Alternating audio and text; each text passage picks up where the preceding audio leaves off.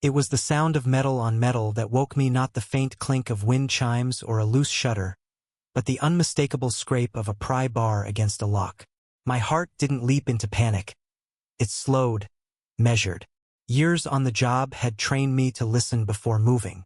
I slid out of bed, padded to the window, and pulled the curtain back just enough to see the faint silhouette by my garage. The security light caught the glint of her oversized earrings and the way her shoulders hunched in determination. Even at that distance, there was no mistaking her. Karen, HOA president, suburban tyrant, and self-appointed guardian of everyone else's business. The irony was bitter and almost funny. For weeks, she'd been complaining about mysterious boxes being moved into my garage, stirring up paranoia at HOA meetings about what I might be hiding. I had told her, flatly and repeatedly, that the garage was off-limits private property. What I hadn't told her was that inside, in a secure steel locker bolted to the concrete, sat state police evidence from an ongoing organized crime case. I'd been entrusted to store it temporarily while a secure facility was renovated. I didn't just have personal items in there, I had weapons, cash, and documents that could put people in prison for decades. The garage lock gave a sharp pop. She was in. I was already moving, bare feet silent on the floor, my phone in one hand, dialing a number I knew by heart. "It's me," I said when the sergeant picked up. "We've got a breach at my place. Possible interference with evidence. Suspect is known." His voice tightened. "We're on the way. Don't engage unless necessary." But Karen didn't give me the luxury of waiting. I stepped out into the night air, my voice cutting through the dark. "Karen, step away from the locker." She spun around, eyes wide but defiant, her hand still resting on the steel latch. "What is all this?" she demanded. "You've got no right to keep whatever this is in a residential area. The HOA has a responsibility." I cut her off with a tone I usually reserved for suspects. "You're trespassing, breaking and entering, and right now you're inches from contaminating a state police evidence locker. Do you have any idea what that means?" She laughed, actually laughed, the sound sharp and grating. "Oh please, that's just a bluff. Nobody stores police evidence in their garage. You're hiding something, and the HOA will find out." She yanked at the latch and I moved. Not fast, not aggressively, but with the kind of authority that makes people freeze. I positioned myself between her and the locker, my badge in my hand, the streetlight catching its gold. Her laugh faltered. Before she could recover, the low hum of engines grew into the unmistakable sound of multiple vehicles pulling up. 3 unmarked state police SUVs rolled to a stop in my driveway, doors flying open, officers moving in a coordinated sweep. The lead detective stepped forward, eyes flicking from me to Karen. "Is this the suspect?" I nodded once. He turned to her. "Ma'am, you've just unlawfully entered a secure evidence storage area in violation of state and federal law. You need to come with us." Karen's face twisted into something between outrage and fear. "This is harassment. I'm the HOA president," she snapped. "I have the right to inspect." The detective cut her off, his voice cold. "You have no rights here except the right to remain silent." He signaled to another officer, who gently but firmly took Karen by the arm. The rest of the team swept into the garage, checking the locker, verifying the seals, logging the chain of custody. Neighbors had begun to gather, drawn by the flashing lights and the commotion. I could hear whispers.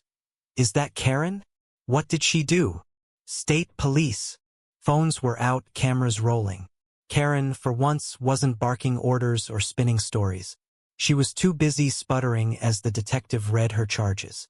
Interference with an active investigation. Unlawful entry. Tampering with state property.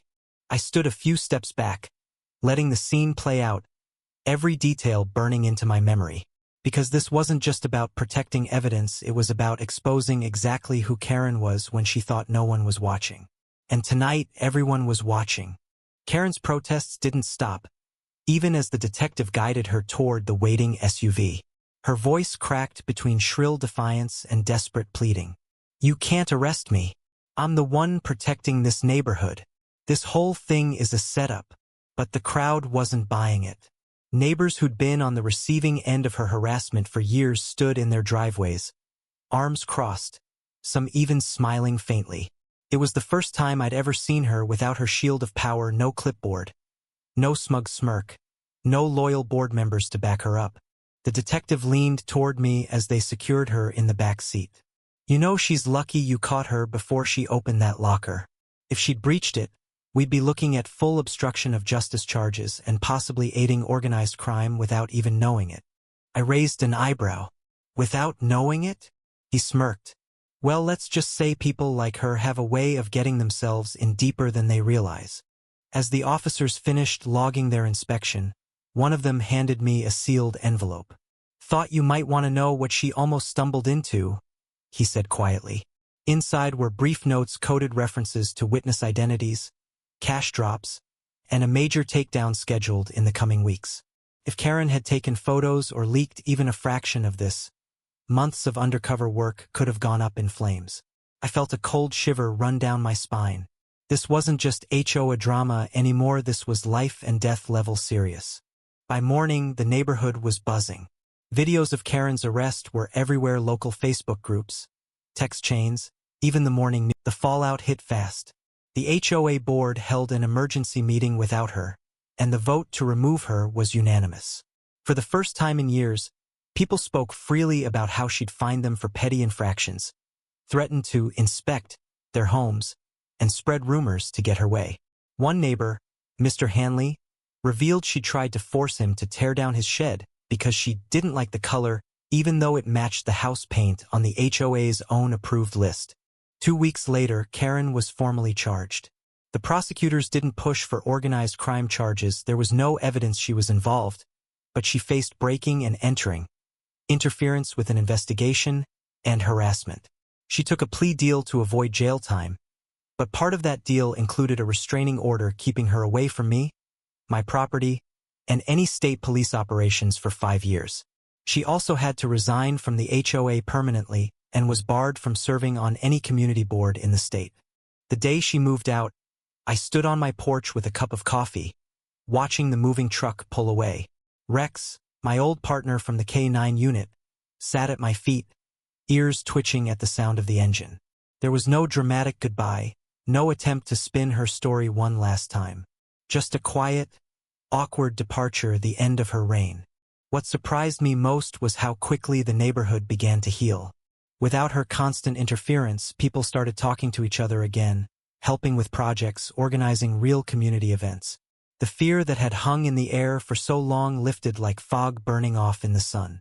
The new HOA leadership, 3 neighbors who actually cared, scrapped a dozen useless rules and focused on keeping the area safe and welcoming. One evening, a month after she left, the detective from that night stopped by. He handed me a small plaque from the state police, engraved with the words, "For vigilance and protection of the integrity of justice." I looked at it for a long time, feeling a mix of pride and relief. He clapped me on the shoulder and said, "You didn't just protect evidence, you saved an entire operation. And from what I hear, you saved your neighborhood too." Karen's name still comes up sometimes, usually as a cautionary tale. New residents hear about her and shake their heads, amazed that one person could cause so much chaos. But they also hear about how it ended, how truth and law shut her down, not with shouting matches or petty retaliation, but with facts, patience, and the right people in the right place at the right time. And every time I tell the story, I end it the same way. I'll end it here. If someone in your neighborhood tried to grab control they had no right to, would you risk exposing the truth, even if it meant pulling in the full weight of the law? Was this justice served, or just a lucky break? What would you have done?